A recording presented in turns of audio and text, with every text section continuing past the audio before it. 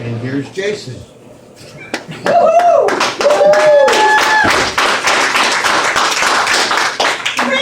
Preach it, little brother. No pressure. That learned for you. My guy has it. No, the Well, at first, I just want to start out with a question that I've asked myself, I've asked a lot of other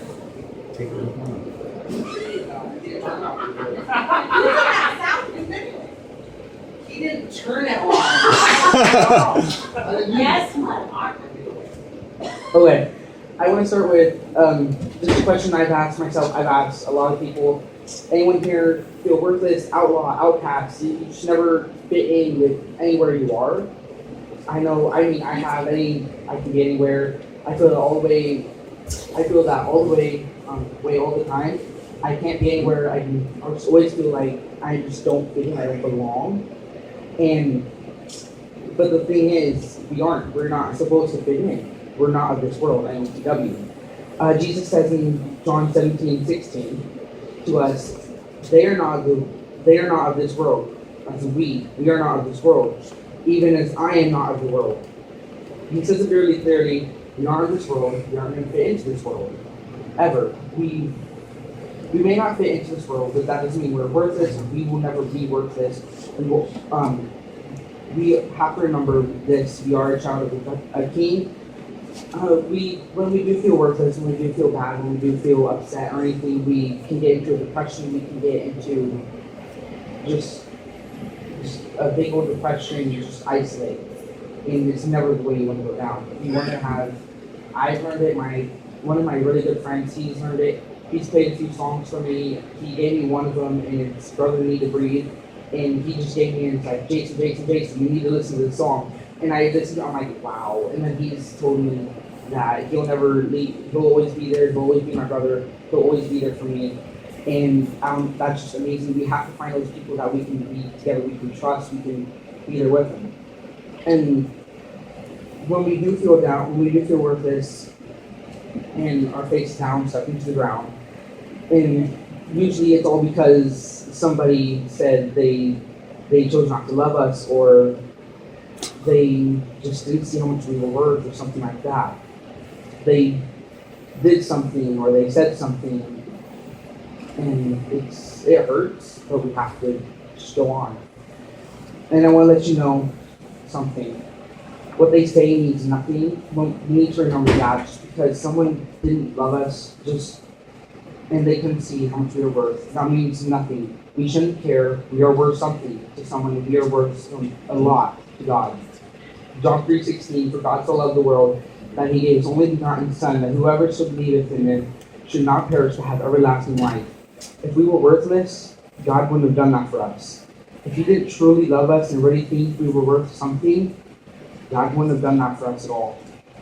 Romans 5:8, but God commanded his love toward us, in that while we were yet sinners, Christ died for us. While we were still dead in our sin, while we were still out there disobeying God and doing everything wrong, Christ died for us. He still knows that we are worth something so much, and he really, really loves us. You see, we are going to feel like outlaws and outcasts in this world, but Jesus actually came for those people. He came for the outlaws and outcasts. I want you to read Luke 14:7-24.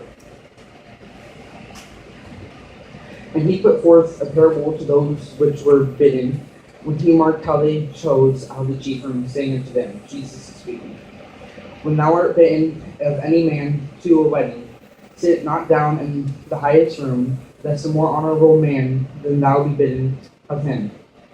And he that bade thee, he came and said to thee, give this man place, and thou begin with shame to take the lowest room. But when thou art bidden, go and sit down in the lowest room. Then when he that bade thee cometh, and he may say unto thee, friend, go up higher, then shalt thou have worship in the presence of them that sit at meat with thee. For whoever exalteth himself shall be abased with, and he that humbleth himself shall be exalted. Then said he also to him that bade him, when thou makest a dinner of the supper, call not thy friends, nor thy brethren, neither thy kinsmen, nor thy righteous, nor thy rich neighbors, lest they also bid thee again, and a recompense be made thee, bid thee again, and a recompense be made thee.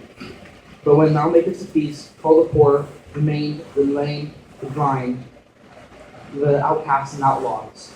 And thou shalt be blessed, for they cannot recompense thee. For thou shalt be recompensed at the resurrection of the Lord. And one of them that sat at meat with him heard these things, and he said unto them, Blessed is he that shall eat bread in the kingdom of God. And he said unto them, A certain man made a great supper and bade many.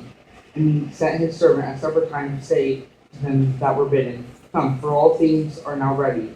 And they all with one consent began to make excuse. The first said unto him, I have bought a piece of ground, and I must needs go and see it. I pray thee, have me excused. And another said, I have bought 5 yoke, and another of oxen, and I go to prove them. I pray thee, have me excused. Another said, I have married a wife, and therefore I cannot come.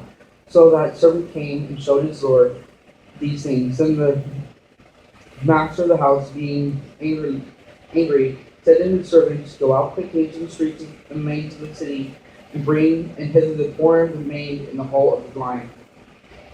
And the servant said, Lord, it is done as thou hast commanded, and yet there is room.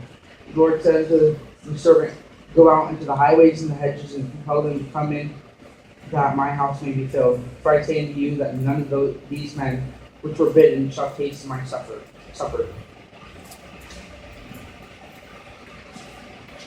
Jesus wants the people that are considered outlaws, outcasts, everything that, the people that don't belong, the people that are just left out there for me, the name, everybody that, when back in those days, they never thought of those people as real people. I kind of would say they never really thought of them as people. They always thought of them the lowest of the low, the ones out who aren't welcome. He welcomes us with open arms. Revelation 3:20. Behold, I stand at the door and knock. If any man hear my voice and open the Lord, I will come in him, and he will sup with him. And he with me, he's waiting. He's waiting to come in and tell us just how much we are worth. How much he loves us. We just need to let him in, and some of us need to open our ears and listen to him for a second. Matthew 11:15. Whoever has ears, let him hear. I think God gave us 2 ears and 1 mouth for a reason. Maybe he's trying to say to you, listen twice as much as you said talk. Usually God is trying to tell you something, especially when you're crying, feeling that hopeless. He's trying to say that he loves you. He cares. You mean something to him. If no one else, you mean something to him. And you mean a lot to him. He died for you just so you could have a relationship with him. Just so you could be with him one day in heaven for all of eternity. He made it all possible just because he loves you so much. And he knows that you aren't worthless. The world that we live in will break us. It will hurt us, it will use us, and it will abuse us. Jesus picks us back up. He will love us when no one else does. He loves us, and we have to remember that. When you're feeling down or discouraged, Jesus is there. He always is. He always loves you. You are his sons and daughters. We are children of the one true King. Like I said, we're never going to fit in this world. The shirt, it says it's illegal in so on countries. We're never going to fit in. The world will never welcome us, but Jesus always will. We are children of the King. Amen. I swear I did not tell